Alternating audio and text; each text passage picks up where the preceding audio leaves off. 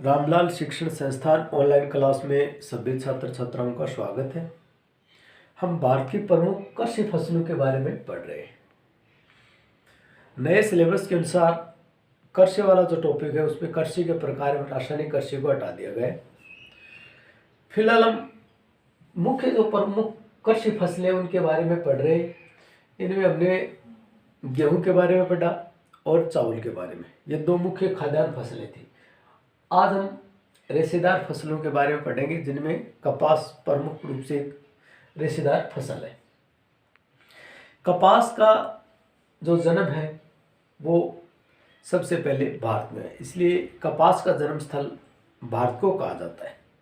भारत में कपास के जो प्रमाण हैं कि भारत में कपास की कृषि कितने साल पीछे से होती आ रही है, इसके प्रमाण हमें ऋग्वेद, मनुस्मृति, सिंधु घाटी सभ्यता में भी देखने को मिले। यानी प्राचीन सभ्यताओं में भी कपास के प्रमाण है। भारत में 5000 से 8000 वर्ष पूर्व सूती वस्त्रों का प्रयोग होता आ रहा है। इससे ये सिद्ध होता है कि भारत में कपास की कृषि प्राचीन समय से की जा रही है।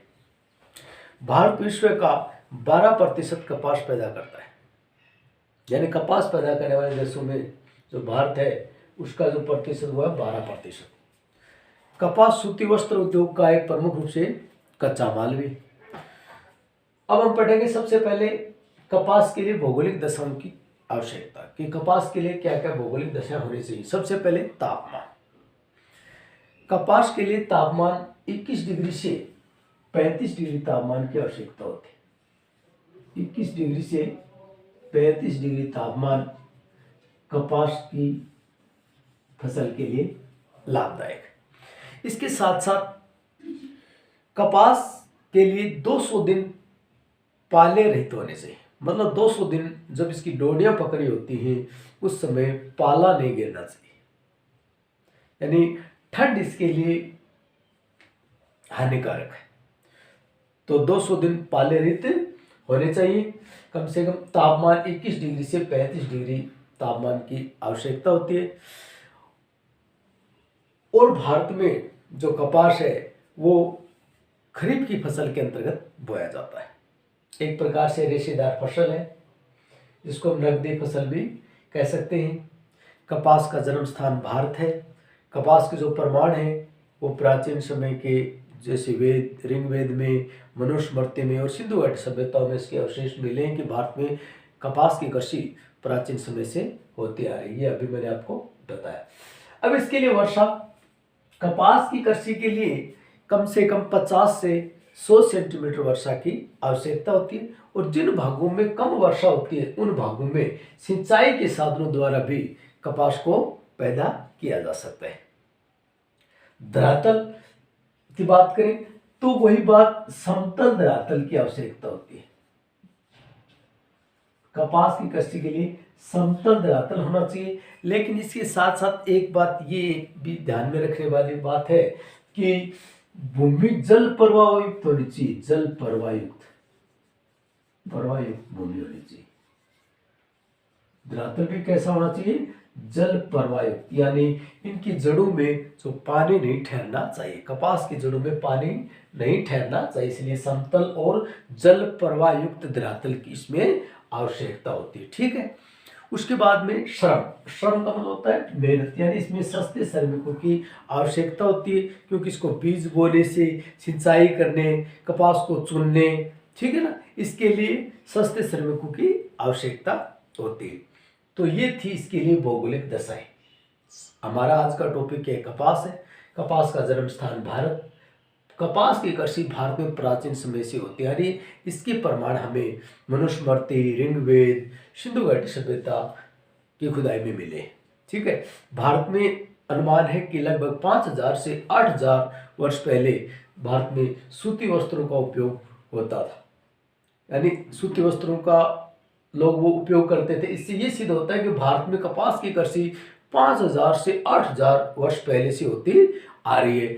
भारत विश्व का 12% कपास पैदा करता है और कपास जो है वो सूती वस्त्र उद्योग के लिए प्रमुख रूप से कच्चा माल है। इसके बाद में इसके लिए भौगोलिक दशाओं में तापमान 21 से 35 डिग्री तापमान की आवश्यकता होती है। यानी कपास को ठंडे प्रदेशों में नहीं बोया जा सकता। जिन भागों में तापमान कम है उन भागों में कपास की कृषि नहीं होती। ठीक है, अब इसके लिए 200 दिन पाले रहित होने चाहिए। इसकी जो डोडिया है, जिनको इनसे बीज और रुई दोनों निकलती हैं, उनके लिए 200 दिन पाले रहित होने चाहिए। नहीं पाला इस फसल के लिए हानिकारक है। वर्षा मतलब 50 से 100 सेंटीमीटर वाले भागों में इस फसल को बोया जा सकता है। जिन भागों में वर्षा कम होती है वहां सिंचाई के साधनों द्वारा भी इसको पैदा किया जा सकता है। और धरातल की बात करें तो इसके लिए समतल और जल प्रवाहयुक्त धरातल होना चाहिए, यानी इसकी जड़ों में पानी नहीं ठहरना चाहिए। ठीक है, और सस्ते श्रमिकों की आवश्यकता होती है, क्योंकि कपास का बीज बोने, सिंचाई करने और कपास को चुनने के लिए मानवीय श्रम की अधिक आवश्यकता होती है। तो ये था कपास के लिए भौगोलिक दशाएं। ठीक, अब हम बात करेंगे इसके उत्पादन की, कि इसका प्रमुख रूप से उत्पादन कहाँ कहाँ होता है भारत में। सबसे पहले हम बात करते हैं गुजरात की, यानी ये गुजरात का जो ये भाग है, इस भाग में सबसे अधिक यानी देश का 34.9%, यानी कुल कपास उत्पादन का 34.9% भाग गुजरात में पैदा होता है।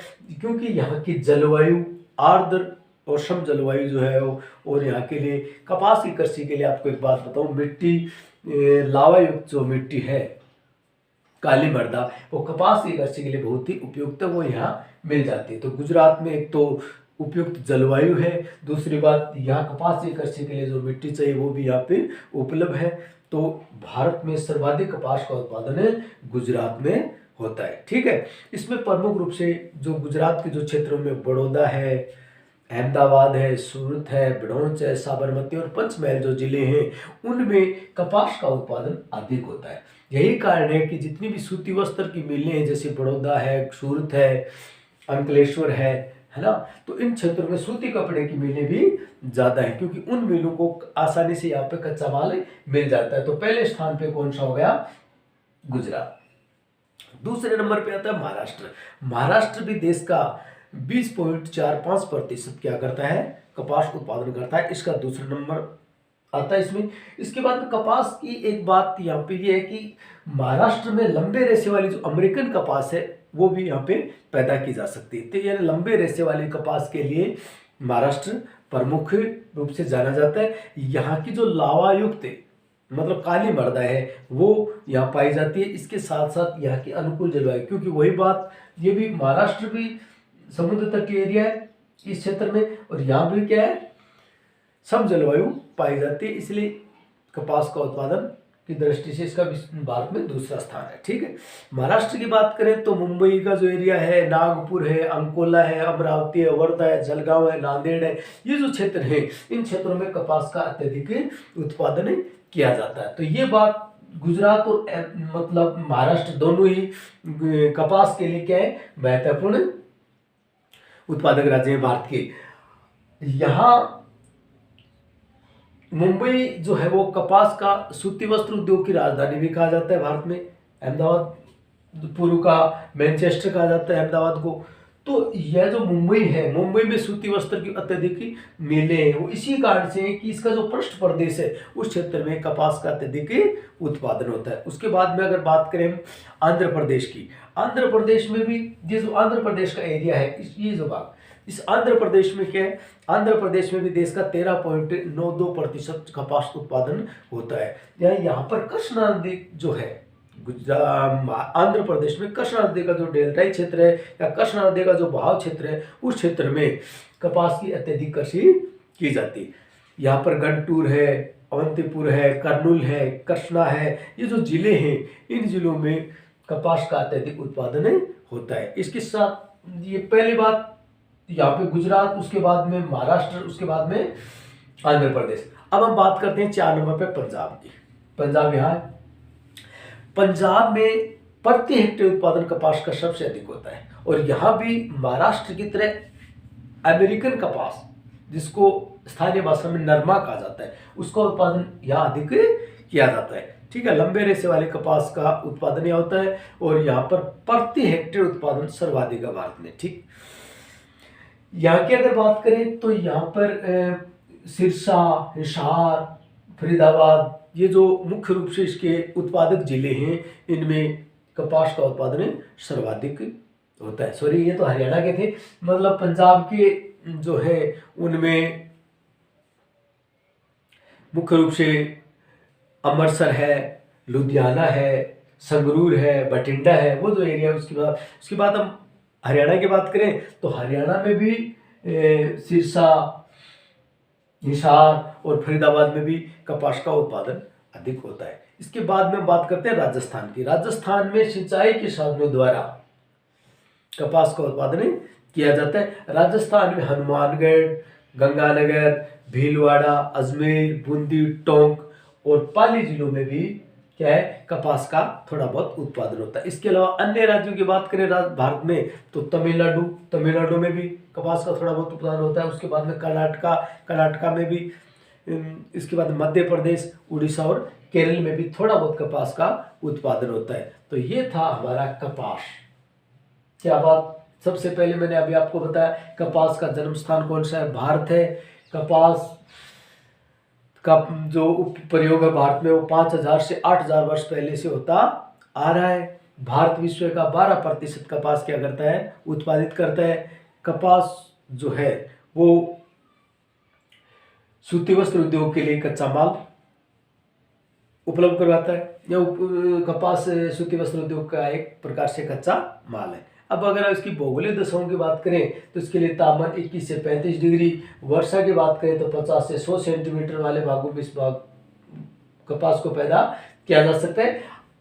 जिन भागों में वर्षा की कमी है उन्हें सिंचाई के साधनों द्वारा भी कपास को पैदा किया जा सकता है। अब धरातल इसके लिए समतल और जल प्रवाहयुक्त होना चाहिए, ठीक है। और श्रम की बात करें तो इसमें सस्ते श्रमिकों की आवश्यकता होती है, क्योंकि कपास के बीज बोने, सिंचाई करने और उस कपास को चुनने के लिए हमें ज़्यादातर मानवीय श्रम की आवश्यकता है, तो इसलिए सस्ते श्रमिकों की आवश्यकता इस फसल के लिए आवश्यक है। तो ये थी इसके लिए भौगोलिक दशाएं। फिर उसके बाद में हमने इसका उत्पादन और वितरण पढ़ा। अगर आपको भारत के मानचित्र में दर्शाना आ जाए तो आपको इस प्रकार से दर्शाना है कि यहाँ गुजरात, उसके बाद में महाराष्ट्र, कर्नाटका का कुछ भाग, आंध्र प्रदेश, तमिलनाडु और ये पंजाब, ठीक है, और राजस्थान का भी थोड़ा सा हिस्सा जिसमें हनुमानगढ़ और गंगानगर दोनों आते हैं। तो ये थे मुख्य रूप से हमारी जो फसल थी कपास का वर्णन। फिर हम अगले अध्याय में पढ़ेंगे गन्ने के बारे में, ठीक है। तो इसके लिए बस इतना ही। Best of luck.